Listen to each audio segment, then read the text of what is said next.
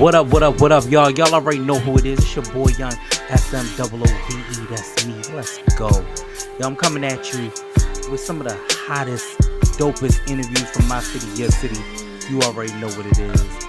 And not to mention the fact, I got my R&B only that I'm coming back to on TikTok. So we jam out to the hottest R&B. Keep in mind, we're going to chop it up, hear about the latest and greatest in hip-hop and more with my good friends and good times. And if you ain't watching, what's wrong with you, bitch? Either way, push the damn button and let's start the show. Yeah, let's go.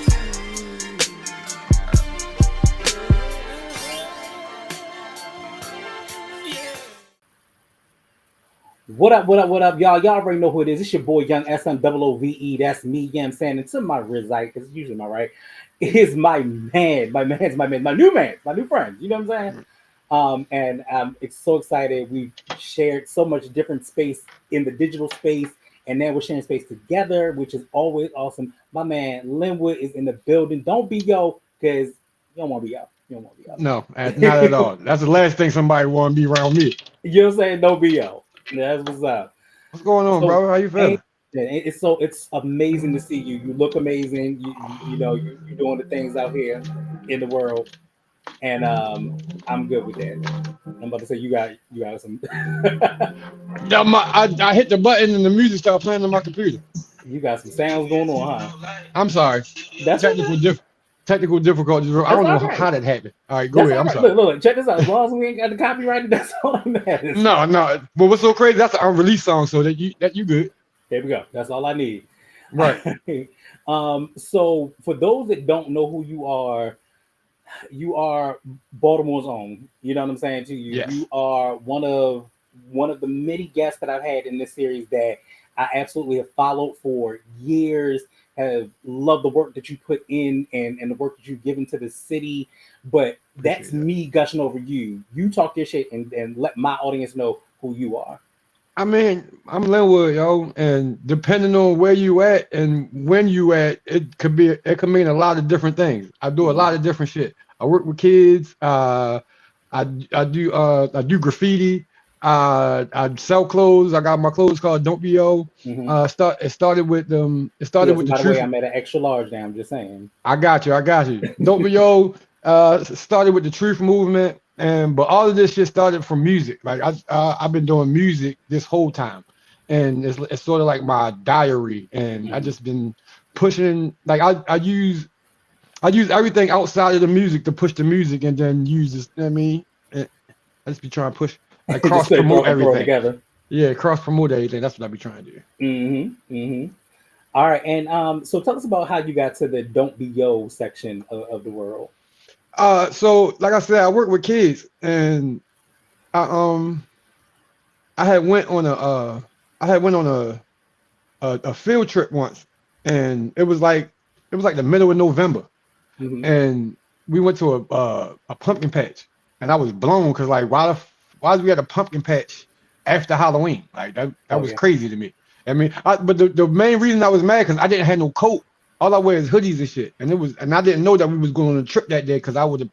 I mean, but long story short, I walked around the little farm thing the whole time, mad, yo. And I like the kid that was there with me still had a good time. But I didn't think if I would have stepped outside of myself for 2 seconds and shit, I could have made him have a good time instead of him just having a good time. On his own. And so when we get back to the school, the teachers told everybody to draw what they saw. And the little boy drew a picture of me with my face frown and shit. And he was like, "That's you." I remember you telling the story though. Yeah, and I was like, remember you telling the story. And it was funny at first and shit. And then when I really looked at it and I thought about it, and like it was a reminder of me not to be like that. Right. So I just took it and started putting it on stuff.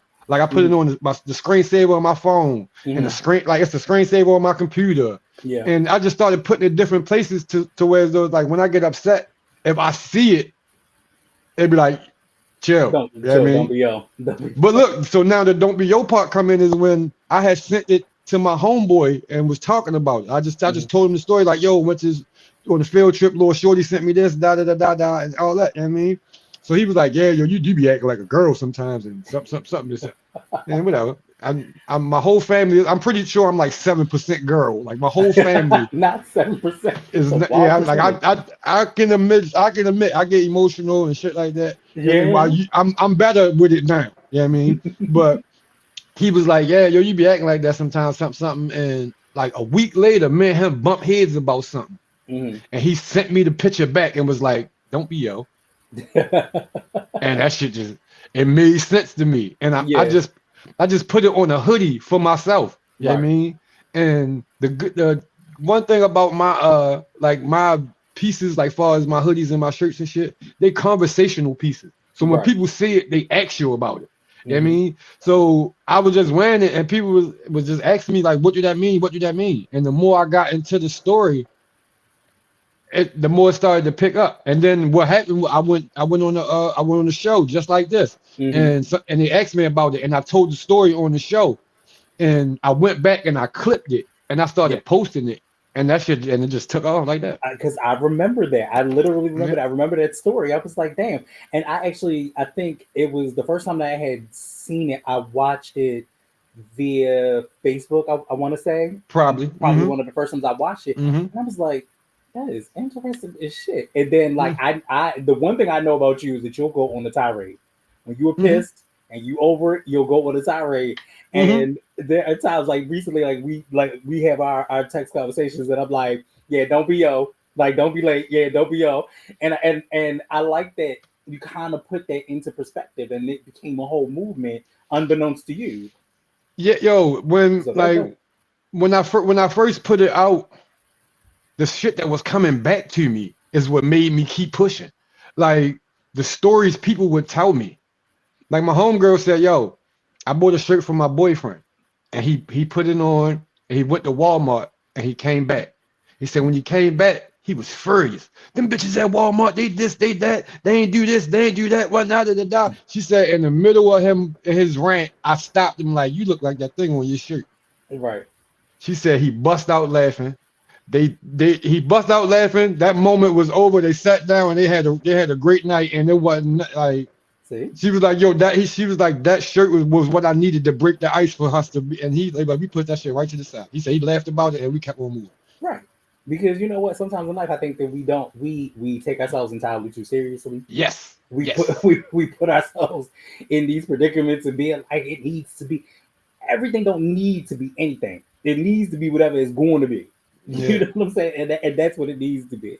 We get caught up in what we want it to be. Yeah, but we do it, and we do it all the time. Yeah, all the time. Like even starting this, I was always like, everything has to be perfect. It has to be. It needs to be. It gotta be. It gotta be. It gotta be. It gotta be. But low key, high key, like you said, you was like, yo, people have seen me do this for years, and it's like we'll be in the street and we're like, yo, oh. When's the next this and when's the next that and really honestly, niggas, we don't have no answers. Yeah, we got out here. We don't have no answers. What I tell people all the time is because I help. Like not only do I got my own clothing brand and shit, but I help other people build their brands too. Right. And the first thing I tell, because people always like, yo, I want to get this quality and I want the high quality. I said, yo, start low. Stop trying to get the best of everything and I want this quality and I want this, that. And I said, look, yo, start low and let your people grow with you. Right. Because if you start at the top with the top quality stuff, then where you got to go from there? Right, exactly. But like I got people, you need people like, yo, I was with you when your shirt was rags. I want people to remember the blue wall. You know what I'm saying? Right. Like I want people to remember the blue wall now. Yeah, this room I did, and I say it all the time pretty much in every interview, but I did this room in COVID. Okay. So like all of the shit that you see that's behind me, I did all of this, and there's so much more in this room on the other side that you can't see. But I did this in COVID. You know what I'm saying? Because I was like, I needed to stay busy. I could not stay busy. I gained the COVID-15, all the things that I'm still fighting to get that shit off. So it's a lot. That shit took a turn on us. Just keep pushing, yo. You got it, yo. Thank you. I got it. Like even when people ain't watch, like that's the time to do it though. Like even when you feel like you don't want to do it, that's the time you have to do it. You got stay consistent, yo. Even if it's 6 people watch this time and 30,000 people watch that time, and there are 4 people, just keep going, yo. Yeah, it'll catch up. And we definitely will do that. But first of all, let's also go into your music. Your 2024 album, Truth Be Told, really set the foundation for your sound. What inspired that project, and what truths did you want people to walk away with? The first truth I want you to walk away with is I dropped that in 2011. Ooh. And I gave up. Like, I don't want to say I gave up, but like once music stopped being fun and it started being all that extra shit, and I found myself fussing and arguing and defending myself more than anything, I just got tired. Like, I just got burnt out for real. And so it was like I never stopped writing and making music, but I just stopped putting it out. And then by the time I got back to it, which was last year, streaming had started. Right. Like, before that, like I had stopped doing music before. I had nothing streaming, like nothing at all. All of it was physical. Everything was either physical or it was on like Dat Piff or right. And you remember they took all that. Oh my god, my heart. Oh my god, my heart. I thought it was just me. My heart. Like, no, all my projects was on there. Like, all my projects. Not even that. Do you know how many mixtapes? Yeah. Were the all of them. That was our everything. That was our that was our LimeWire and Napster after that shit, yo. Like, that was our everything. I'm a borderline computer geek, so I've been messing with computers since they had the black screen with the green letters. Organ Trail and all that, like you number munches. Your age, sir. You are showing your age. That's me. I ain't mad. Showing your age. Niggas gotta get here. I ain't mad at all. They know nothing about the Oregon Trail, okay? Yeah, but you know I can only get my shit like roughly to Connecticut before they died. Everybody, nobody got across America at that time. Nobody no, California. I died. No, I got dysentery and all type of shit. All kind of stuff. I got robbed by the thieves and shit. All kind of stuff. All type of shit. I was like, that was my shit though. Yes, I loved Oregon Trail. And then when they tried to get it in color. But right. but far as I had all my shit on that Piss and all that, and then they took it down, so I didn't have nothing streaming. And then what happened was, what made me put out music was the R Long thing. That's what made me put out music. I wasn't even thinking about putting out no music. And then when that happened, one of my homeboys was like, R Long, the hottest thing in the city. He need to drop a song. And it was already had after the shit started halfway going viral about me. So I said, fuck it, I might as well drop the song. At that point. There you go. But you also dropped singles like Trapped and Change on Me that deal with struggle and transformation. Look at you listening to me. I'm just saying, I do the research. I do the work. Look at you. Okay, I do the work out here. How much is that for change? Sorry, I lost my train of thought. How much of that is from your own life, and how much is that storytelling for the culture? I don't know how to storytell for the culture. So it's from your life. Everything. Like I said, music, my diary, yo. Like, it's my diary, it's my journal, it's my thoughts and my feelings and everything, yo. It's like I don't just, one thing I don't do in music is lie. Like, I won't get on there and lie. I very seldomly embellish shit or even talk about what I want. I always talk about what I go through, what I got and shit like that. I never really look forward and say like, oh, I'm gonna get rich or have the big man. I don't. Right. I try to make my music relatable. And I think that music is especially for us as a people, it's a soundtrack to our life. Yes. It defines a moment in time, a moment in history, and I think if it's not as authentic, and granted, we still listen to shit that sometimes just ain't as authentic just because it just go up. Some shit just sound good. Yeah, it just sound good. So, but I think that we are, in a space where I believe in the next couple of years we're looking for more authenticity. I agree. I think that the bad bitch aesthetic is crumbling. I agree. I think that the trap nigga, the thug nigga aesthetic is crumbling. You know what I'm saying? And street niggas is dead, shorty. Niggas, they gone. They're gone. And we want more authenticity. Dead, I think that we want to get to a point of being able to be like, yo, I want to be smart again. Because when we thought about hip hop back in the day, we had the native tongues. We had Tribe Called Quest. You know, we had Digital Underground. You know what I'm saying? Like we had stuff of that nature where sometimes you had to think about what that lyric meant, and there were entendres and shit like that, which happens quite frequently throughout your music as well, which is one of the things that I love that keeps it very, very smart. Like MLK feels like a powerful record. What message? I'm telling you, I was in there. You know what I'm saying? It makes me feel amazing. Like, I just want you like. I'm such a fan of music. I never stop to think that there's somebody listening to me, yo. Like that shit makes me feel amazing. So, what message are you hoping to send in the MLK track? MLK was, I don't know, yo. Like, it's not like a specific message I'm trying to send. I was just speaking from the heart, yo. Yeah. Like that, the beat came from one of my homeboys and shit. And once the song was finished, like I'm mad at, like, I'm not even saying I'm mad because I still can. I'm gonna put like I'll probably wait till January because Martin Luther King birthday in January. Then you got Black History Month. February, right. I'm gonna go ahead and put some push behind it because that's one of my best songs. And I've had somebody tell me it's pretty dope though. I've had somebody tell me like, yo, this is the best song I ever heard from a Baltimore artist, and he was another Baltimore artist. So like, yeah, yo, like I can't say I was really trying to get a message across, but I was just being honest in how I felt about whatever topic that I was talking about. I feel you. And my son is on that song.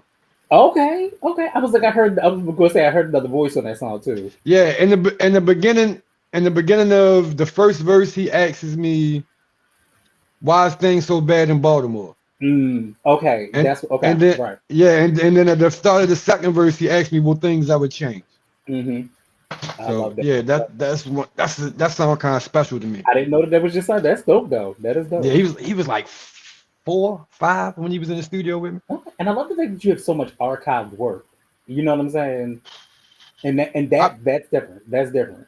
I've been doing it for a long time, yo. Like I think I first came out on the scene, like I want to say like late 2007, like 2008.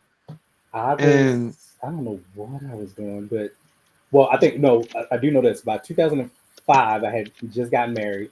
We were still doing music. I didn't really start pushing my mixtape and music stuff until 2011, 12, and then everything else eventually switched by like 2017. So it's a lot of years of just being in it. Trust me, I understand, yo. Yeah. I started in like 2007, 2008 and shit, and then I think like 2011, 2012 was my 2 biggest years. It was like I dropped Truth Be Told around that time. Something was in the air around that time. Man, like something's in the air around that 11, 12, 13. Yeah, 14-ish. Yeah, I dropped Truth Be Told in 11 and 12 was like my bit. Like leading up to them was great because it was all like everything was anticipation for the mixtape. Like years though, like 2009, 10. Yeah, I mean, like all of those was like I did shows all those years just performing these same songs and shit leading up to the mixtape. Everybody kept asking me when the mixtape, but I was just I don't want to say I wanted to perfect it, but I just wanted to give people a good body of work. Right. And that's always the goal. You know what I'm saying? Yeah. And it's like, and a lot of times artists these days, or just artists in general, don't take the level to perfect and find the sound and craft it and say, okay, this is me, this is not me. And we take a lot from what becomes the level of influence, as well, because we do. Because I was like, people would always say, like, my rap style mine is more of like an amalgamation of, I would put Biggie, I would put Ludacris, I would put even down to, because it was newer at the time, even Nicki in there. Like I pushed that, and I always put a female in there because we nothing without one. So I never not did it, and I did it even when Kim was hot. Like I would take that cadence, that level of whatever that bar is, and just add that into that. and I loved that Luda and Nikki played with like characters and stuff like that. So I loved changing and melding my voice and doing all of the things. So I did all of those things. I like the fact that you did do the exact same thing that I do. That's dope. When I tell people about me, I pick three artists, and I tell people I'm these 3 artists all mixed in one, yo. All mixed in one.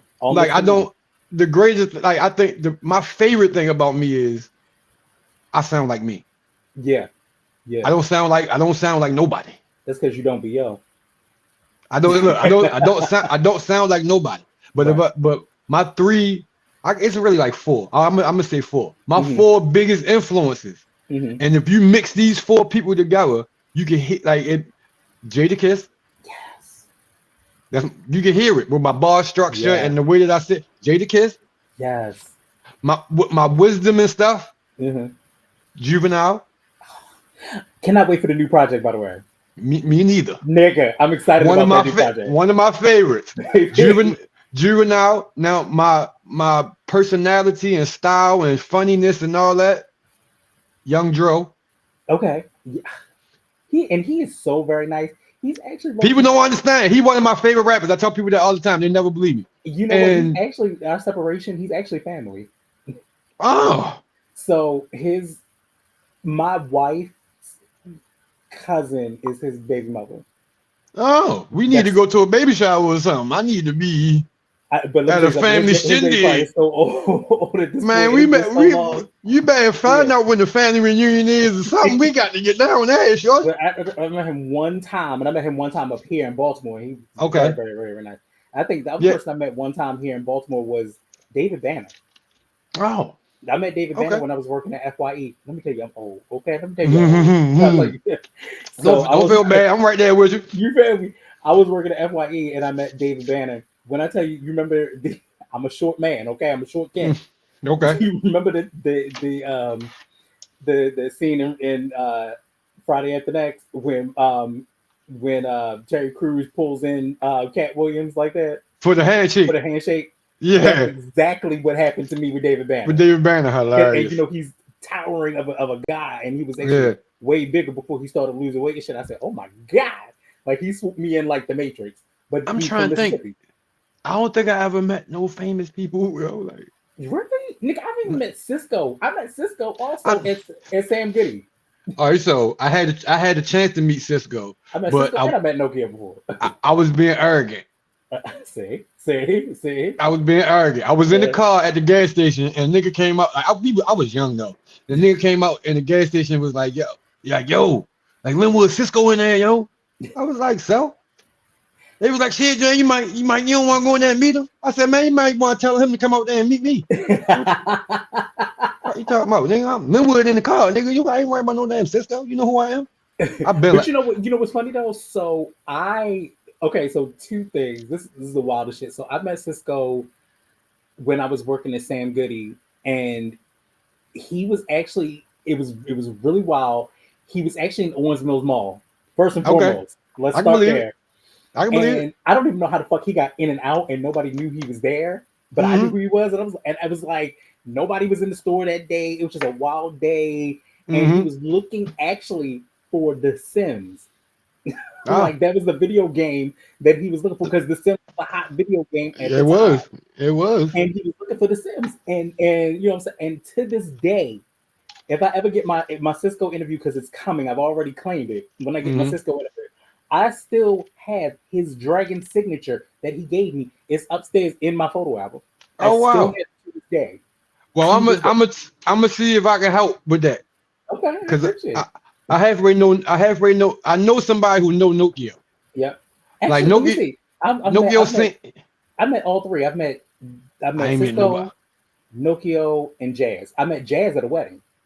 My mother seen Jazz at the weed spot once. But my Nokia seen my Don't Be Yo shirts and wanted one. Okay. And my homeboy came and picked it up from me and gave it to him, and he wore it on like one of these little virtual podcast interviews. That's what's up. I think I met Nokia when I was in property management, but that was a whole nother story. Yeah, he was cool. He was cool for real. They're very nice people. Let's be clear. Mm-hmm. Like they are still Baltimore owned, but they are very nice people. But back to my guy. So Lenwood, In War is on, featuring bars. Oh wow. You linked up with another artist. How did that collaboration come about? And what does it say about how you approach collaborations? Bars was one of my friends. Like, so Bars is the first person to ever buy a t-shirt from me. Okay. First, like, I'll never forget, like when I first started the Truth Movement, he was the first person to buy a Truth Movement shirt from me. And then I told him, I said, yo, whenever you're ready to do a song, just let me know. And me and him have a few different songs and shit, but War was War was a good one. We should have shot a video for it, but we didn't get a chance to. Yeah. Far as I would you how revisit it? Yeah, of course. I would revisit everything. I don't. None of my music sound outdated to me. So I would do. I'm actually. That's why I said when you said your 2024 mixtape set the time, nigga, that was from 2011. But nobody don't know that. You know what I mean? Right, so right. Yeah. But yeah, I would revisit it. And like far as like how I approach features is like how I would approach a song for myself for real. I just try to stick to topic. I already know what it's going to be. Like I've never wrote a bad verse ever. Like, and I ain't the brag and pat yourself on the back type. But I've never. You know what that comes from? Yeah, that's the Jadakiss in you. Yeah, never not once, yo. Like I let my son hear the first song I ever wrote. He was like, this sound like you now, just younger. Yeah. No, you know what? Speaking of Jadakiss, nigga, I don't know if you drink coffee, but that motherfucking Kiss coffee is everything. They say it is. They say it's good. Coffee is that bitch is smooth. You hear me? They say it's good. That motherfucker I hear is everything. Jada, my guy. Send a nigga some Kiss coffee. I bought it the first time, but send a nigga some Kiss coffee. Yo, when I tell you, Jada like my number one, yo. Like I love yo. But what's so crazy is I realized, you know what I realized about Shorty? Like I love Jadakiss, but I dislike Fat Joe more. Oh, you talking about on the Joe and Jada song podcast? Period. Like as much as I love Jadakiss, he can't even make me sit down and listen to no motherfucking Fat Joe. I don't want to hear nothing Fat Joe got to say. Nothing. So here's the thing about that podcast. It is difficult. I lied to you not. It is difficult to get through. And I used to think that Drink Champs was difficult to get through, to be honest with you, because Drink Champs got super long. It would be super long. And it got better. It did. It definitely got better once Nori got braids.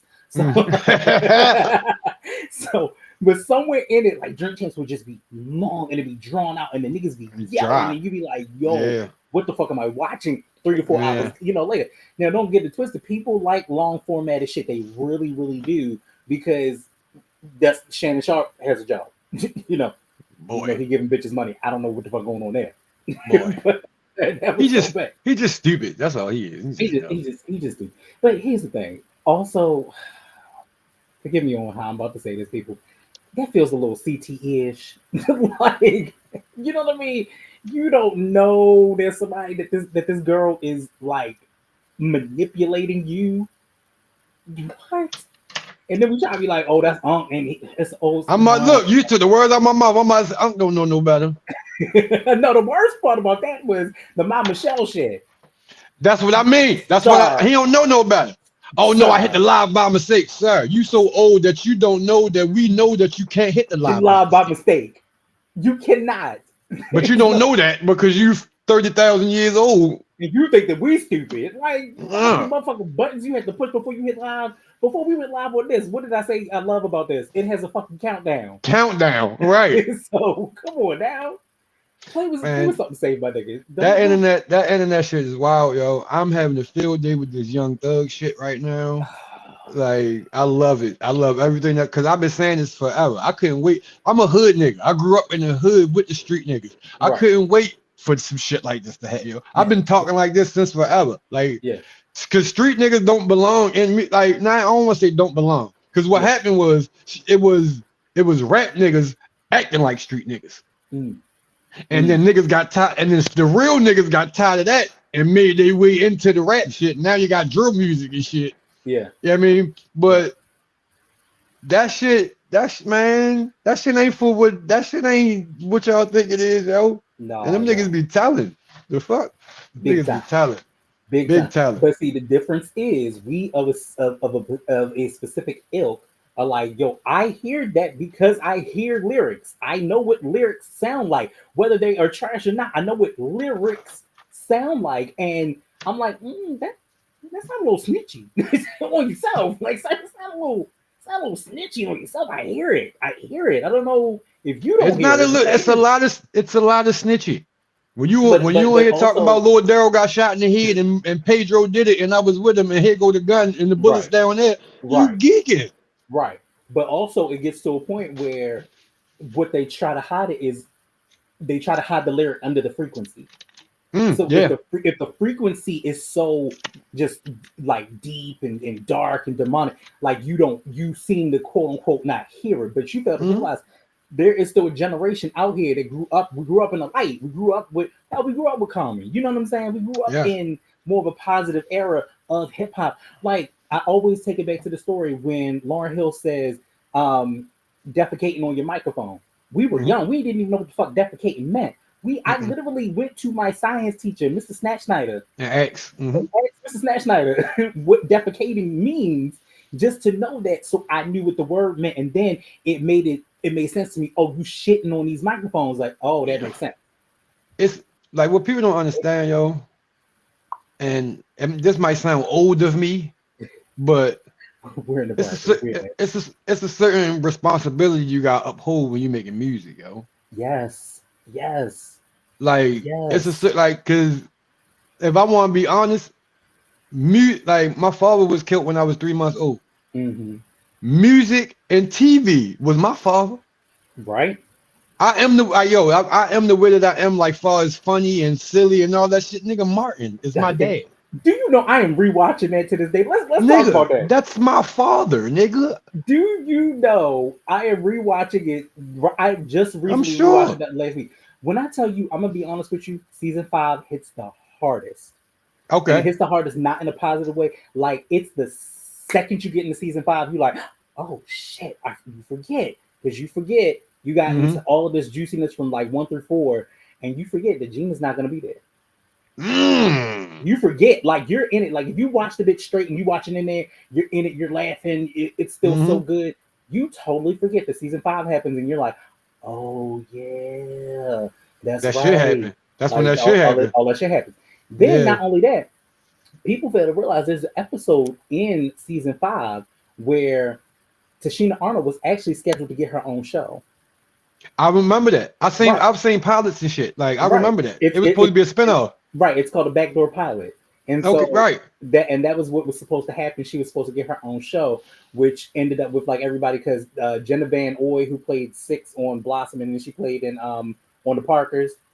I know exactly what you're talking about. You know, yeah. My first white crush. Yes. Yeah. Her and Topanga. Everybody loves Topanga. Her and Topanga. Yes. Jenna Van Oy and that ass still look like that. Boy. To this day. But they were supposed to do that, and I think, and fun fact, Tyrese was actually in that episode. Okay. Yeah, because remember she was trying to get Tyrese to sing for the showcase, and the whole thing, and that was going to be the whole thing for her. You know, even though I think that show to this day still gets a lot of flack for colorism, which it was, but it was a different time. It was a different time. It was a like that's what everything. Well, like back then, you could say certain shit, and like with all the gay stuff coming in now, it's like a lot of shit that's like, if you go back and look at the shit from back then, it's like it's all like you can't do none of that shit now. No, you cannot. Yeah, like it's a different time. And the internet made everybody super sensitive. For real. But everybody also have an opinion, and you're just like, okay. All right, I guess. I'd be mad. I'd be mad that my opinion holds so much weight. Like niggas act like my word is law. And it's like, nigga, what people don't understand about me is like they be believing half the shit that I put on my Facebook. I don't even believe half the shit I put on my Facebook. I just know it's gonna make people. Yeah, I mean, it's gonna ruffle some feathers. It's gonna get people. I get paid off interactions, so what you doing? Like, there you go. There you go. I know what I'm doing. Like, I tell people like I'm gonna. One thing I know about Facebook and people real protective about their legends. So let me. I go in there and say, "No, it's trash." No, he not. Every time. I don't know. I don't necessarily feel that way. But, I mean, I don't think Nas is trash. I just think he just. No, let me say this. And let me say this. This is something that I would say to Nas. Nas had a trash era, a couple of trash eras. It was not until he got with Hit Boy that this shit changed and the music got better. Nas could not select the beat to save his fucking life, and he said it in the music that he couldn't select the beat to save his life. Because he corny. I don't want to be corny. I don't want to be corny, but you know. I know I can be what I want to be. Okay, look, there was all of Illmatic, Stillmatic, somewhere in there. Some of this shit, yes, it was a little corny. Okay, it was corny. Ain't no little. It was corny for it was what it was what it was. It was now look 2000 shit. Okay, I'm all for the children's songs and the something that was corny, shorty. Like I don't care. One, though, you know. It was just one. You know what? Even I Gave You Power was still the shit. You know what I'm saying? My heart hurt the day I heard Future smoke Nas on the song. Okay. I'm not gonna go. On the flip side of everything else, we're gonna get back into what we doing because we're not doing this. That's what we gonna what I see it's been happening this whole time. We're gonna get on track and then we're gonna do like this. That's what I do. This is how this show operates, okay? Okay, cool. And then we right on time then. We right on time. If you listen to the episodes from back in the day, it was a lot. It was Drink Champs before it was Drink Champs. To be honest with you, it was I ain't mad at that. There. Let's go. There were many days. It was loud and ignorant. And look, you got the ignorant person. Like, just don't ask me the wrong shit because I don't know what to say out my mouth. So I appreciate it. Shit, hell, I need the ratings. Let's go then. Fuck it, made me know never mind. So on the flip side, do you love me or not? Touches on relationships and vulnerability. Oh my god, it's an up and down battle. Do you find it easier? All right, so that open up about the personal side of your music. Go ahead. Do you love me or not? So I was in a relationship off and on for like 15 years. That's a lot. Yeah. That's a lot. And that song is basically the self-explanatory for real. Right. You know what I mean, and what was crazy was I dropped it on her birthday last year. Oh my god. Mm-hmm. She ain't pay me no mind, but still. That's a shame. That is. I mean, I think I'm over it at this point. Well, I hope so. Because after 15 years, don't continue to do that much damage to each other. No, it wasn't that. It was me. It was me. It was me needing to go to therapy, yo. That's big shit. Yeah, I had I have a lot of trauma that I dealt with in my life, yo. And so much shit happened to me before I was 10 years old that I was fucked up before I even got to anybody, for real. You know what I mean? And I didn't realize how bad it was until after that relationship. And God isolated me from everybody. Like put me by myself. 10 is pivotal. People fail to realize that 10 is very, very, very pivotal. 10 years old is usually the 5th grade, and it is the determining factor of what you want to be or where you want to be or where your social barometer comes. It's right before you get to that tween stage or that teenish stage of life, and it's like you're off of being a baby and you're right about to be a teen. Like that 3-year gap is about to happen. Look, and it lets you know where you want to be or what you want to do with life. To be honest, I'm gonna give you a quick rule to meet at 10. All right, so I was born in January. Mm-hmm. When's your birthday? Father, January 27th. Okay. Oh, Capricorn. Aquarius. Yes, you're on. Yes. Mm-hmm. I'm right at the beginning. Mm-hmm. Born January. Father got killed March. So my father got killed at 3 months. When I was 6, my friends set a fire in a apartment building, Mm-hmm. and I stomped it out. Long story short, they told the police that it was me, and the police came and got me and charged me for arson and gave me 26 attempt murders Mm-hmm. at 6. Mm. They put that on the stat docket. At 7, a little girl got kicked in her mouth and somebody kicked her front teeth out. Mm-hmm. My name was so bad in the neighborhood that she said it was Lenny. Mm. Then we get to court, she like, that ain't him. Mm-hmm. So they threw that out.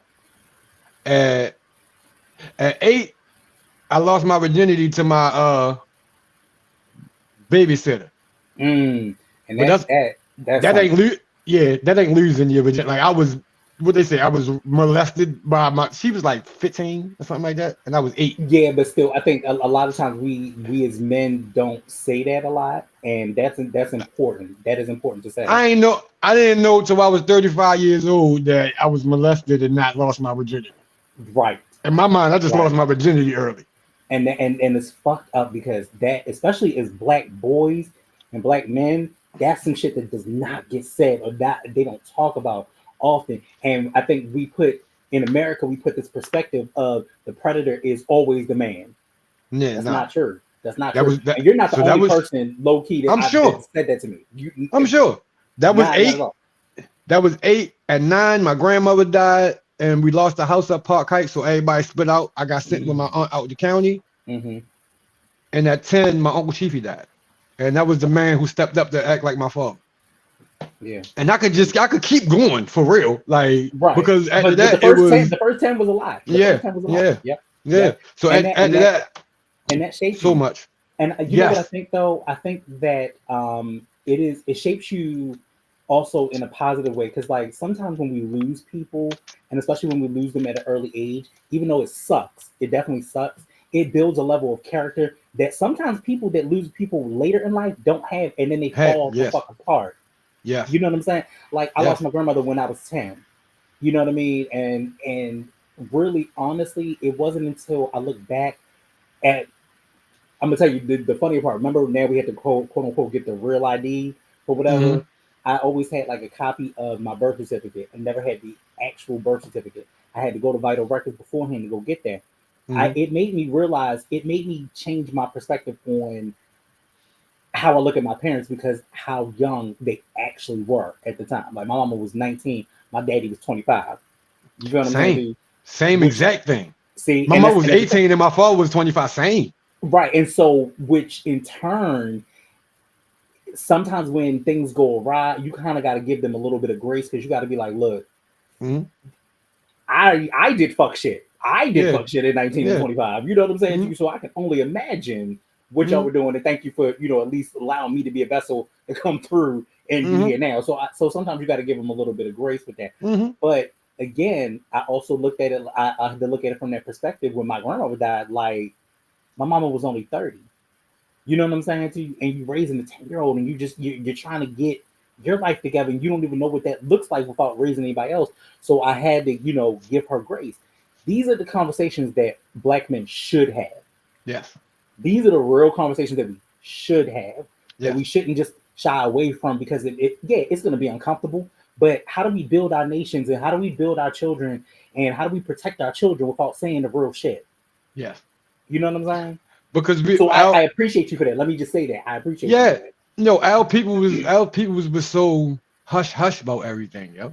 It was always do as I say, not as I do. That hush shit. That shit was not good for us, yo. At all. Because like the bad thing about them acting like everything was okay, we thought everything was okay, and it wasn't.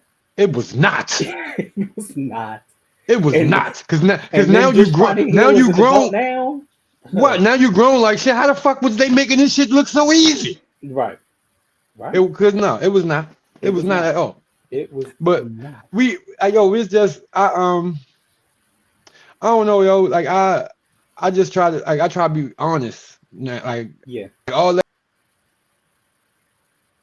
Yep. Hold that. Did we lose you?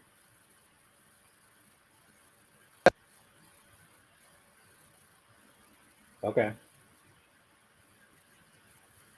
Well, in the meantime, I'm gonna keep it going. So Lenwood had a little technical difficulty, but it looks like we coming back with it. I felt like I ain't even gonna pause at this point. We gonna keep going. My bad. That's okay. That's all right. I talked through it. I was like, fuck it, we gonna I do see you was like, I think we got some difficulties in, but we getting back. I'm not even gonna pause it. Not even gonna pause. Not even gonna pause. I'm not doing all that. My homeboy keep calling me back and forth. But where were we? I'm sorry, what were we talking about? But yeah, but it's literally that. It's so troublesome to not say the real shit. Like my favorite uncle just recently died. And I gave this man his last meal. He said his last words to me, and I seen him take his last breath. I've never seen anybody, and I'm 42 now, and I've never seen anybody take their last breath, which is for the lack of it's some real shit. Now, here's the thing about that, right? In that 24 to 48 hours span, I figured out 3 things that I could not do. I couldn't drink it away, I couldn't drug it away, and I couldn't fuck it away. Because I had to walk through the pain. And a lot of people don't want to sit in it. A lot of people don't want to walk through the pain. But sometimes you gotta walk through that shit. You gotta walk in it.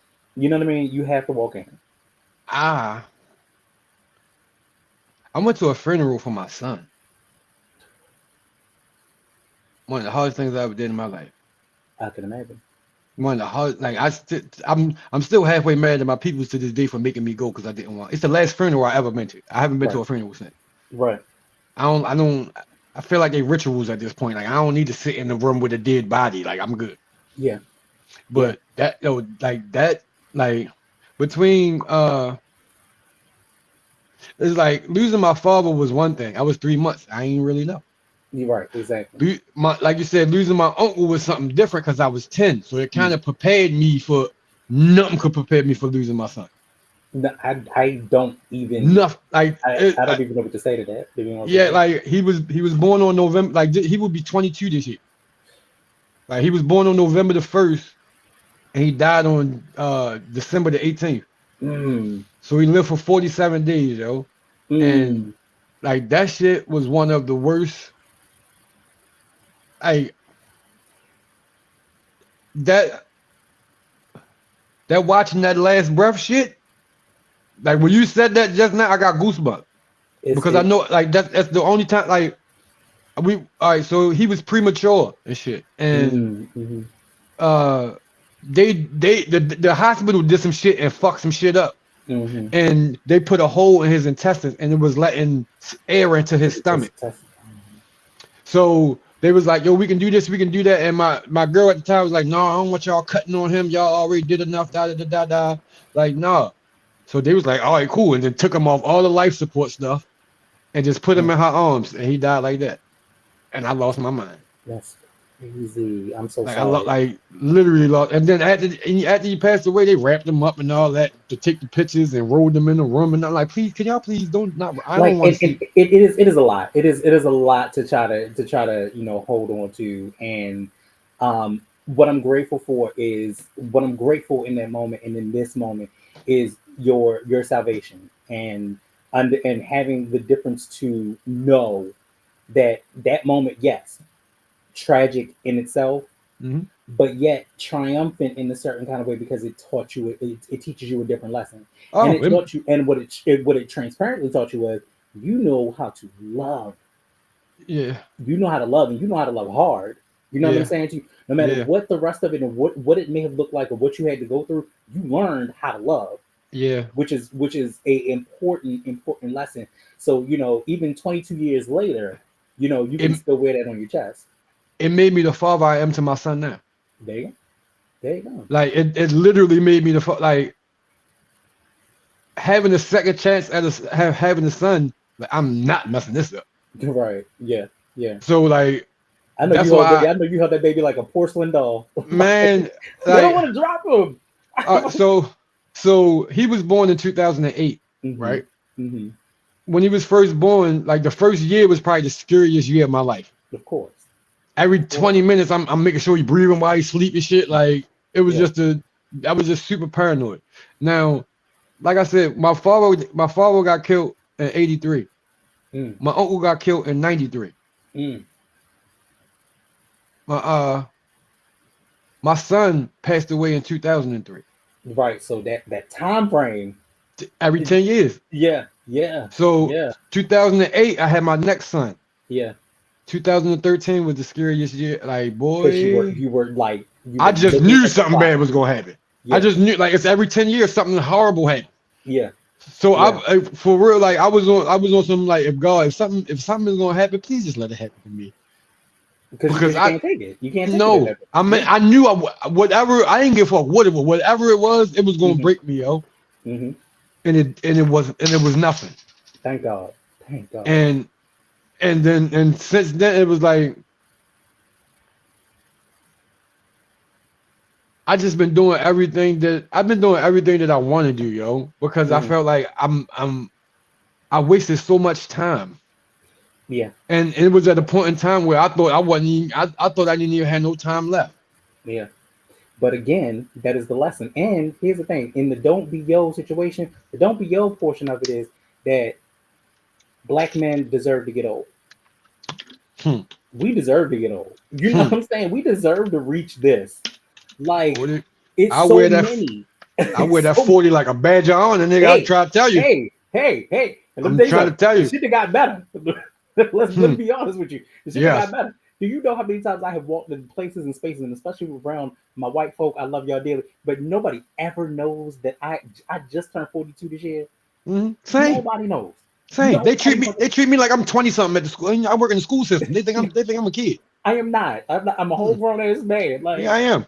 That shit is crazy. But getting back to your music, when someone hears them with Don't Be Yo's track for the first time, what do you want them to recognize about your sound? First, that it ain't like nobody else. And then second, I hope they smart enough to understand what I'm saying, because I don't like I talking cold, yo. Like I speak in metaphors. Everything mean 2, 3, 4, 5 different things, yo. So like I appreciate people that listen, but I would rather people hear me. Right. It's that white man can't jump situation. Yeah. That's always my analogy to that. Like when people say, you know, I'd rather you listen, but I really want you to hear me. It's always that thing that Wesley Snipes said to Woody Harrelson, like in that moment, like I want you can feel Charlie Pride, but you don't hear him. You can listen to it, but you're not hearing him. You know what I'm saying? Yeah, every time somebody says that, that's the first thing that I think about all the time. They like people listen to me all the time, but it when somebody take and tell me that they understood what I meant when I said this and when I said that, mission complete.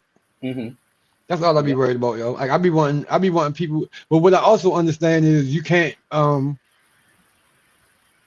once you give people your music, you can't, like, it's up to their interpretation. It ain't up to you no more. And you know where that comes from? Prince. Yeah.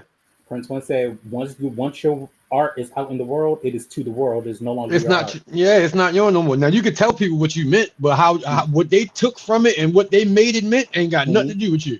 And speaking of which, a song like Brand New Drip carries a celebratory, confident energy. Do you see it like your victory lap after everything that you've been through? Yes, kind of. Yes, I can say that. Research. You know, I've done. Because Brand New Drip is one of my latest songs that I've done. And what happened with that was I went to Miami. And the whole time I was in Miami, Brand New Drip. You know what I mean? That little melody was stuck in my head the whole time I was down there. Yeah. And I got to see shit, and I got to be happy, and when I came home, it translated into the music. It sound confident. It sound happy. It sound. Brand New Drip is what you put on the day before school when you getting your clothes together. Absolutely. That's what Brand New Drip is. Right. And you know what? It's funny because I've looked at like certain old pictures and I was like, oh, I remember that day, and I remember having I would have my school clothes on the bed laid out with the shoes in the box or on top of the box. Yeah, socks and everything. Socks already into the shoes because you have to have that ready because and my mama didn't play, so I had to iron it, not on it. Yeah. I had to iron it before I left out that motherfucking house. Looking like a whole deflated man laying on your bed the whole time. And not only that, the night before I had to take a bomb ass motherfucking shower, make sure I smell good. Yeah. Wash your hair and all that. All of that, and I still do that to this day. Like I don't pick it out as much as I used to, and I definitely don't iron as much as I used to because that shit, fuck that, it's wrinkle free at this point. But as far as putting out an outfit, I will put out an outfit before I go out. Like I have to lay it out, I have to see it first in order. So those are the old school things and old school tricks that we still do to this day. The sock has to be already preemptively in the shoe. I have to pick out the underwear to make sure that the underwear and the t-shirt need to match. It's weird. You know what my homegirl do, and she still do it to this day. She don't like to double outfits, right? And another thing I understand about girls wear one outfit and then break that up. Like that one outfit can end up being like 17 different outfits and shit. I learned from the best because I still do the shit my damn self. Look, what she used to do is she used to get dressed and stand in front of the mirror and take a picture with the Polaroid camera, and then put it on a calendar. So when she go back and look like, all right, last week I wore that, so I can't wear none of that shit last week. Or I gotta mix it up and da. Like my home, she still do that shit to this day. Yeah, because you know what that reminds me of? It reminds me of the movie Clueless. Okay. Like when Cher had the whole closet like that. That movie is still my movie to this day, and it's quotable as fuck. Like Clueless was a good movie. I still love that movie, and that's one thing about us as Black folk. I think that we also have a tendency to we watch white shit, and I don't think white people understand that. We watch a lot of white shit, nigga. We watch so much white shit. People be thinking I'm crazy. Like, mind you, I'm from Park Heights, but I went to school in the county, yo. So I got like a good balance. I got to me it's the perfect balance for real. But I don't just listen to rap music. I listen to country music. It's one of my favorite movie is The Butterfly Effect. Only the first one though. Only the first one. Nah, I don't know nothing about none of the rest of them. I was working at the movie theaters when that came out. That is one of my favorite movies ever. Like that, The Goonies, shit like that. Like, hey, you guys. Yes, that was my shit when I was a kid. So me and my mother love the Goonies. Number one, that's the thing. So my mother, let me tell you something. This is one thing that I love about her, and I love my mom to the death. Mommy, I love you to death. To this day, my mother got me into X-Men. Oh, she was the first person to put me on to X-Men, and when that 90s cartoon came on, we watched it religiously together. My mother also made me a Trekkie. Okay. So, you know what I'm saying? Like this shit. Oh yeah. Okay, yeah. I remember. Big shit. And so like those became my interests and my hobbies, and my mother loved that. Not only that, let me tell you, I'm a theater kid. Nigga, we did Grease in Owens Mills High School. It was one of the biggest fucking productions. My aunt's favorite movie, my mother's favorite movie in the world was Grease. She loved Grease. Those magic changes, baby. Let me tell you, that was the shit. She loved Grease. That was the shit. And I that's what I sang. I sang the song called "Those Magic Changes," and I had a fake ass leather jacket that I got from Gallows. That's how you know I'm a Baltimorean for real. Like right. Gallows. And so I had to take it off. It was hot. Guess what my mother taught me? Music. See? So I always lived with my aunt. So, but me and my mother, our connection was music. Yeah. Our favorite group was Bone Thugs-n-Harmony. Our favorite group. So what she would do is she would call me and ask me like what this say and what that say. So how I would tell her is like, so when I used to be at her house, I used to watch her record all the songs off the radio. And then after she recorded the songs off the radio, she'd listen back to them and play it and stop. Write a couple lyrics. Play it, then stop. And write a couple lyrics. I just had this conversation with somebody else about that. Look, like the kids will never know what happens before genius. Right. The lyrics. Right. So she used to do that, and I didn't understand what she was doing. Now I understand. Like she was a club hopper back then. So when you know the words to the song, you can damn near perform it instead of jamming along. Like yeah. So that's why she was doing it. Me, I didn't know what she was doing, but I just wanted to figure out the lyrics so I could tell my mother. So I used to do what she did, listen to all the songs and just write all the lyrics down. That's like dreams and nightmares. So That's look, like dreams and nightmares. so that's that what got the shit out there. That what got me writing. I'm just writing. I'm writing all the Bone Thugs and Harmony songs. So that turned into me finding out that I like to write. I just like to write. So I used to go get whole albums, the whole Lil Wayne Block is Hot, and take a composition notebook and write the whole album. The same thing with Cameron Confessions of Fire. Any fabulous freestyle that drop, any type of music that if I like the song, I got it written down somewhere. Yeah. I was like 19, never thought about making a song myself. I was running. My homeboy was a rapper, and we was like his entourage. So one day we was somewhere, and he was doing this little rap thing, but he was the fiction rapper. Oh, I got 600 Bentleys and 800 bitches and 3,000 million out. He was one of them. Still lived in his mama's basement. Exactly. Like we just caught the bus here. Upright. So it was never appealing to me what Joe was doing because he wasn't doing nothing but lying. We was in a McDonald's one day, and him and the nigga was going back and forth, and the other nigga was so regular. Rest in peace, my man Word. He was so regular. When I say regular, it was just like I went to the store to get some blunts, but I left my wallet in the house. Like that's how regular his raps was. And I was like, I could do that. I could rap about like my niggas and what we be doing and stuff. And I went home and I wrote a rap, yo, and I went to school the next day and let people hear it, and they loved it. And I ended up getting into like a little rap group with my homeboy that I was talking about. And it just went from there. You know what? And it's funny. I think what sparks the memory about wanting to rap for me was the cypher. Like as shy and as introverted to a degree that I was. Like you don't know that now because clearly that ain't the shit now. But I would love the battle. I would hear niggas and they be stumbling over their words. I'm like, nah, they catch it. If you gotta catch it, you got nah. So my mindset was always, let me do that. And then when I would write, I always had this caliber of I'm eating you niggas for breakfast, lunch, and dinner. Stop playing with me.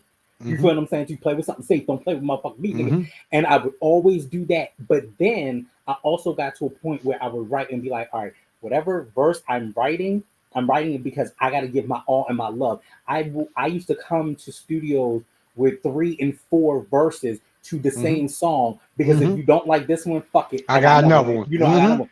And I don't. I think that love is missing. I miss. Oh, we're going too close. I miss that. This does this shit right quickly, but I miss that completely, 100%. Man, it don't like people don't. Music lost. Like music is so easy to make now.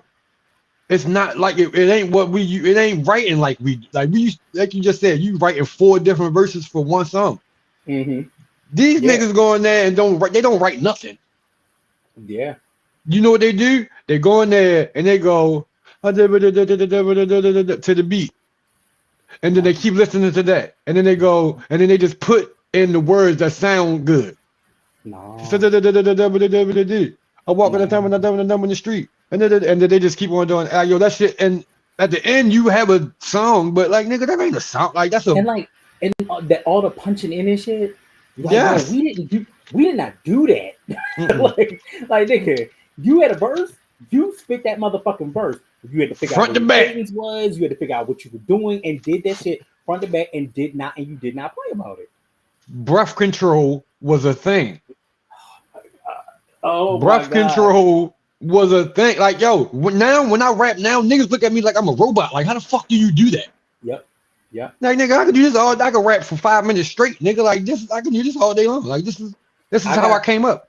I got out of a booth. This was on one of the interviews I did with my homeboy Tony Crabb, and I got out of the booth and we did a song called Pussy Valley. It was when P Valley was real hot, and it went on his Hard Liquor Loud Music album. It's one of the top songs on there. I did not expect for it to be like that, but I literally went in the booth and there were other people that were out there, and when I got out, they was like, "Damn, that Breakfast Show, that nigga gave some Nicki Minaj on that shit." And I was like, "Yeah, because that motherfucker, that bitch is the queen," and I know that she does that, and so I'm like, let me give all of this. So I'm doing that. I'm giving because it was the sample, an Uncle Luke sample, so I'm giving Uncle Luke shit, some verses from there. I'm giving Slum Village from some cut. What it is, ho, what's up? Like I'm doing all of that and bringing all of that into just this one verse. We are cheat codes, yo. You're right. They don't got that much history to put in their music. Like they don't like we are really cheat codes, yo. We've been here through all this shit, yo. Yeah. We've been like, you gotta understand us, we the same age. Right. We are the perfect age for this shit, yo.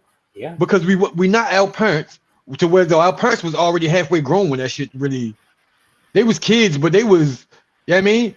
Yeah. We really grew up like, yo, we from motherfucking Curtis Blow to Lil Uzi Vert, nigga, like we've been there the whole time. The whole time. We went from being 40. We've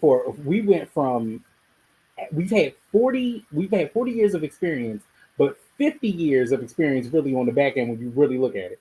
Yeah, and it's only been 50 years of hip hop, right? So much shit.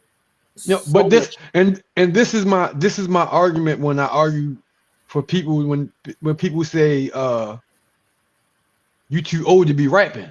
Mm-hmm. That was only before now, yo. Right. That was only before now. Now there's no such thing as too old to be rapping because rap is 50 years old. Right. So you mean to tell me the niggas who listen to Dana Dane and all them shit, they gotta listen to Lil Uzi Vert and all that other kind of shit because the Locks don't make music no more? Pause on that, and I'm gonna send that shit to you. Do you know I have created a OG's New Style playlist? It has over 800 some odd songs on that bitch. But Fire. In addition to that, everybody that's in them, did I send it to you? No, please do. I'm going to. But everybody that's on that bitch is from 2020 till now. I'm talking about the Locks. I'm talking about Raekwon. I'm talking about Ghost. I'm talking about Redman. I'm talking about like everybody is on it. And when Busta especially, when I tell you these niggas is putting in the work has been done. And that our elder statesmen still do this to a caliber and a degree that you young niggas really can't fuck with. No, they can't. You young niggas really can't fuck with that. Kiss still dropping verses that had me like, oh my god. Nigga, let's be real clear. Hold that thought. Let's be real clear. Nigga, Mobb Deep just came out with a new song. Yes, they did. Mobb Deep. That bitch fought this. That bitch hard too. The bitch hard. But let's put it into perspective. Mobb Deep, nigga, God rest his soul. Prodigy is gone. This is a posthumous situation. You niggas could never. No. You niggas. Let me tell you something. Love. What was not Lil Uzi Vert, but who died? Shit. Juice WRLD. Love Juice WRLD. Juice WRLD. That was my son's favorite artist. Love Juice. However, Juice no longer has enough of a catalog like that or a backlog like that, so we'll never get any more Juice shit. Love Pop Smoke. Never will get any more Pop Smoke shit after that. You know what I'm saying to you? I have this thing about posthumous albums. It is 100% a thing. Your legacy has to be done correctly. Agreed. Big's legacy was done amazingly. Horribly. Amazingly. Let me tell you why. I agree. One, Miss Wallace turned $60 million into $180 million investment as far as what his net worth is after his death. Okay. Number one. Number two, even though it's propaganda and it's on t-shirts and it's everywhere and Big is just everywhere like that, that music plays consistently. It was always played consistently. Even from stuff from Ready to Die. Like if you listen to Ready to Die now, it still classically is that way. As much as I love Tupac Amaru Shakur, as much as I love Tupac, his legacy was done horribly.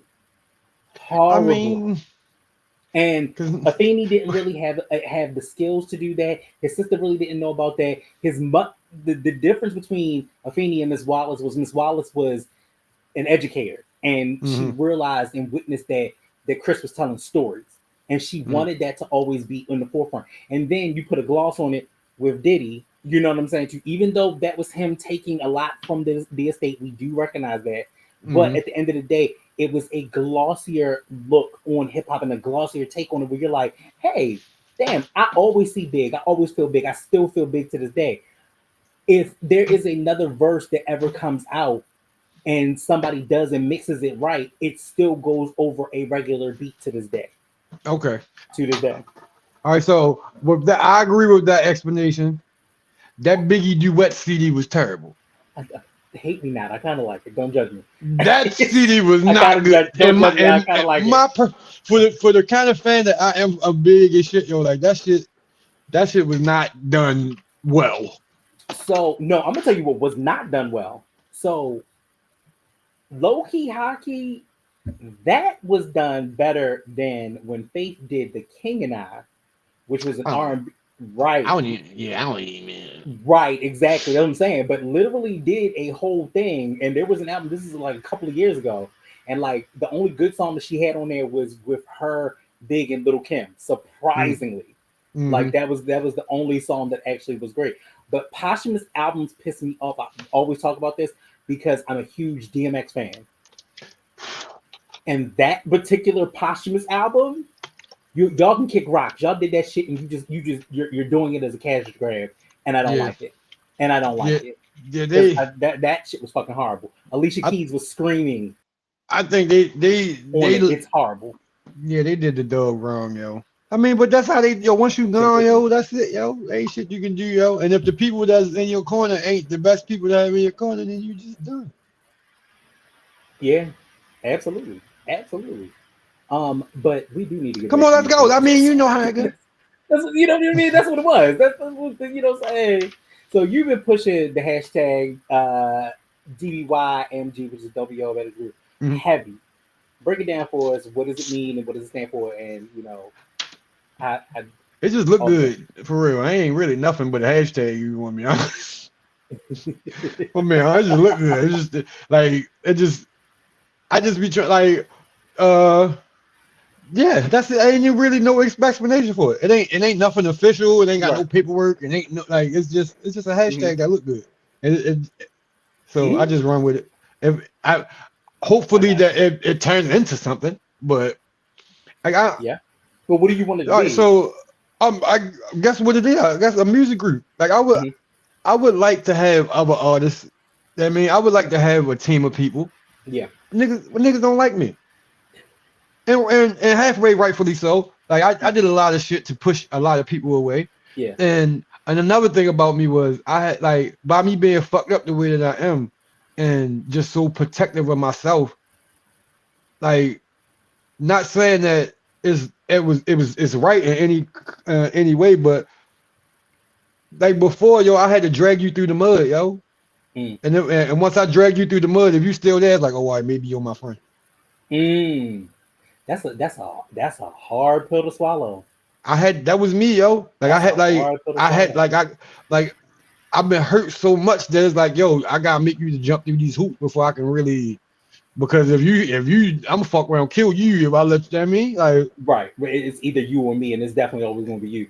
Yeah. Right. So it's like before I really let my guard down, we gotta go through some shit. Yeah. And and 9 times, and what's so bad about it is halfway. I'm halfway purposely putting you through this shit to see if you're gonna stay. That's yeah. And you know what? What I'm hearing on some real shit is the nigga that's actually taking his therapy seriously. Oh man, look. Like real talk, because who does that? Who gets to this point where we're like, yo, I'm saying the real shit. Like, yo, this is the shit that I did. I put people through this on purpose. I did these things on purpose, and it's the building blocks of who I am now. Because I don't ever want nobody to think I'm a. Oh, they called you back. They want you. I'm gonna wait on them on that one because I need that answer. I need that answer. I'm here. They want you bad. They want you bad. Okay, go ahead. All right. What I was saying. You said you didn't want people to think something about you. Yeah, I just don't. Yeah, I don't want to fit. I don't want to feel like I want everybody to know I knew exactly what I was doing. Mm-hmm. I just didn't know that it was doing what it was doing on the back end. I in my mind, I'm just trying to protect me, but I'm fucking up all kind of relationships on the way. Yeah. I mean, so like I'm honest, yo. Mm-hmm. If I ain't nothing, I'm like I don't think that we look at that. Like, I don't think that we look at the perspective of, yo, I need a village. You know what I'm saying? Like, and most people don't understand that we all need a village. Like, one of the things that me and my wife talk about constantly is that I think that people have lost the need to feel needed, the need to feel wanted, the need to be in communication and commitment of a relationship. Like, we don't know what that looks like. Like, I'm not gonna lie to you. If she go on to glory, I don't know what to do out here. I ain't gonna hold you, because that's where we're at. We're deaf do us part. Because I can't. I'm not. This shit horrible. I tell you, social media has took away. Like, it just took away shit that we like. It took away small shit that we didn't realize back in the day, yo. Mm-hmm. Like, even like you can't even miss your wife like you used to. Yeah, because she gonna text me. You feel me? She gonna call me. You feel like, yo, it was a time where when you left out the house, you didn't see that person until you got back in the house. Exactly. And they didn't see everything that you did all day long because you was posting it. Mm-hmm. Like, you literally like you would leave the house, go to work, come home, sit down, and then talk about your day, yo. Yeah. Yeah. We don't do that no more. We do not. Because I already know what you went through today. I just seen it in your post. Yeah. Yeah. We already talked about it. I commented on it. Yeah. Like, yo, like little shit like that matter, yo. Yeah. Yeah. And so we try to have. Here's the thing: when you get married, it is a lot of work, but it is a lot of fun. I'm sure. And the reason that I say that the shit is a lot of fun, because we out here talking bad about you single niggas. I'm sure. Bad about you single niggas. Like, we out here talking bad about y'all. And we like, you know what? And it's fun to have that confidant, that's there for you. That's just like, yo, it is what it is. And I got married young. And some women would say, well, why would you get married so young, and this, that, and the third? But I also knew that we also together don't have children. Mm-hmm. But I also got to a very valid point in my life where I did not want to create broken homes, and I did not realize that was what I was doing. Mm-hmm. That was the mindset that I had. I was like, I don't want to create broken homes. If it's meant for us to do so, fine, so be it. And if not, on the back end, the village that I created, I helped take care of that. Mm-hmm. You know what I'm saying? And that's the goal of where it is. All right, I got a final question to get out of here on. Cool. Because I know I don't want to take up too much more of your time. No, you're good. I've been having we could do this all night for real. I don't mind. I appreciate it. If you had to create a Baltimore plate for the Lenwood brand, what would be on that plate, and what is that meal feeling like for you? What you mean? Like, what you eating? Like, what did you eat? What are you eating? What is it? The definition of your sound? Like, are the mashed potatoes on that plate? Are is the gravy on the side? Like, what is your plate like that musically feeds you? It's like an appetizer sampler. Okay. It's a little bit of everything, yo. Mm-hmm. Like, if you like something, it's something on here that you go like. It's something on here for you. That's what's up. Right. Like, for like, no matter what it is, like, I have something on there for every single person, yo. Now, is it a Friday sampler or is it an Applebee sampler? This is a Shea Maurice. What you mean? Come on, Shea Maurice. Yes. You got to be a certain age to know about Shea Maurice. That's a one of these. Okay. One of the. I'll not doing this with you today. I am not doing this with you. On your lap with the it's one of them, sure. Like no, yo, like I got everything, yo. I got whatever your favorite dish is a little bit of every. Like I got everything, yo. I'm so versatile. I can do whatever. I can rap. I can sing. Harmonize. Hold a good note. Hold a good note. My brother gone for the day. Let me give him a second. But what an amazing interview, y'all. Like, cannot think of a more amazing person to have had this interview with. So make sure y'all follow Lenwood Don't Be Yo on all of his social medias, and all of it is usually Lenwood Don't Be Yo. I'm gonna see what happens if he comes back on that. But for the meantime, we're gonna get back into the podcast, all of the good stuff. You know what I'm saying? Y'all already know where y'all can find the kid at. It is what it is. I'm here for y'all. I appreciate y'all. And I look forward to talking to y'all in a minute. All right, y'all. Peace. All right, y'all. That's it. We done. We out of here. Hope y'all had a good time. Hope y'all enjoyed yourselves. On to the next. So make sure you like, make sure you comment, make sure you subscribe, because y'all already know what it is. We is outside, and that's on period. Yo, thanks so much for all the laughs, but that's all, folks. That's all she wrote. And until next time, y'all already know what I'm gonna do, what I'm gonna say.